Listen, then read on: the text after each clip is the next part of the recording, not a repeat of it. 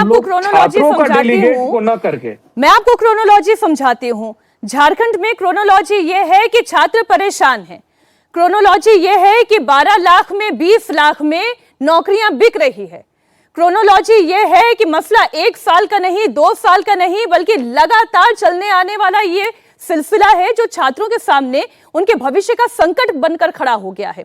तो क्रोनोलॉजी ये है कि आज जब छात्र प्रदर्शन कर रहा है, भूख हड़ताल को 5 दिन हो चुके हैं देवेंद्रनाथ महतो के और 4 अन्य छात्र दूसरे टेंट के नीचे जो भूख हड़ताल पर बैठे हुए हैं, वो आपसे कह रहे हैं कि बात करें, और आपको इसमें सियासत दिखाई दे रही है।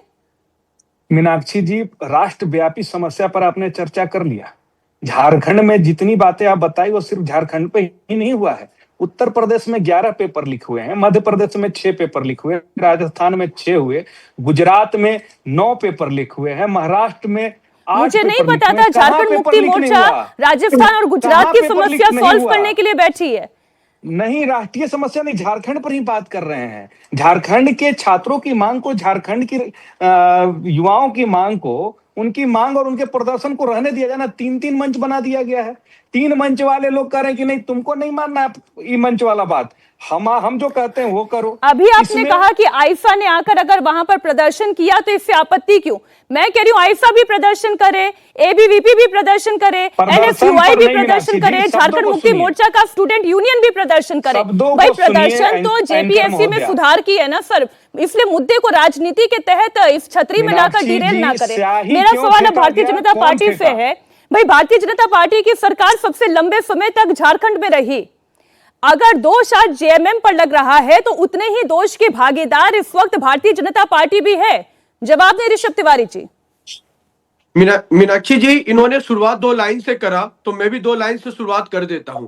जल जंगल माटी का कर्ज निभाना है और वहां झारखंड के युवाओं को बुलंद आवाज से उनकी आवाज उठाना है। और ये मैं क्रोनोलॉजी की बात कर रहे हैं, सीआई फेंकने की बात कर रहे हैं, मैं क्रोनोलॉजी समझाता हूं साहब। आपने कहा कि अभिजीत दिख के आए, सबको साथ लेके गए, तो अभिजीत दिख के शुरू से प्लान करके आए और उनकी क्रोनोलॉजी ये थी कि वो उनका बैकअप पहले आम आदमी पार्टी का रहा था, वॉलंटियर का।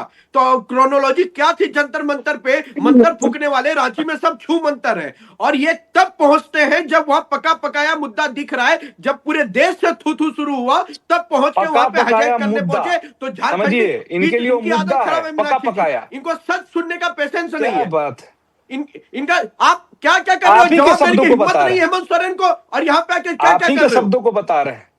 नहीं, आप अपने समय में बताइए, मेरे शब्द आप मेरे समय में ना बताएं।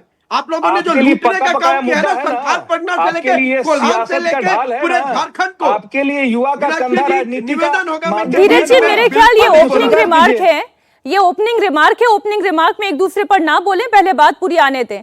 मैंने आपसे सवाल पूछा ऋषभ जी कि जितने पाप के भागीदार जेएमएम हैं उतनी ही भारतीय जनता पार्टी क्यों नहीं है?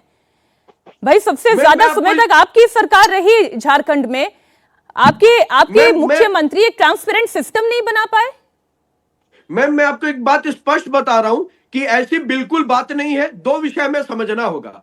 पहला विषय कि इस जेपीएससी का चेयरमैन का नियुक्ति किसने किया, उसके सदस्य कौन है? सुप्रियो भट्टाचार्य जी की वाइफ की ऐसी क्या क्वालिफिकेशन है जो उनकी सदस्य बनकर अभी तक बैठी हुई है?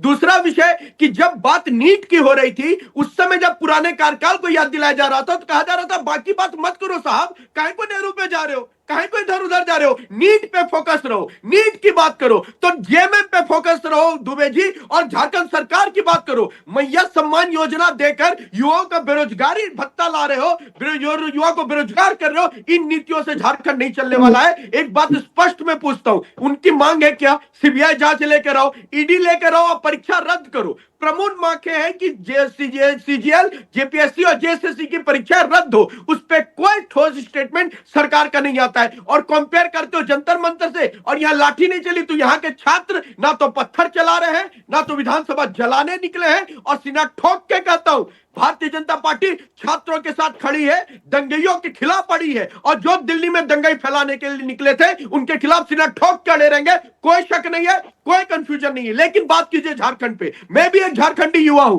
मैं कई डिबेट दिल्ली के जनता मंतर के लिए किया, नेशनल लेवल पर हमने कई मुद्दे उठाए और कई मुद्दे बकायदा मैं दिल्ली जनता मंतर को ऑब्जर्व करने भी गया था। ऐसे शरारती तत्व कोई झारखंड में नहीं आ रहा, कोई ये नहीं कहता नीता के पति और सीता के पति, कोई ये नहीं कहता कि हमें चाहिए आजादी, मेरी लिंग मेरी मर्जी। आप कंपेयर करेंगे झारखंड और जंतर मंतर को?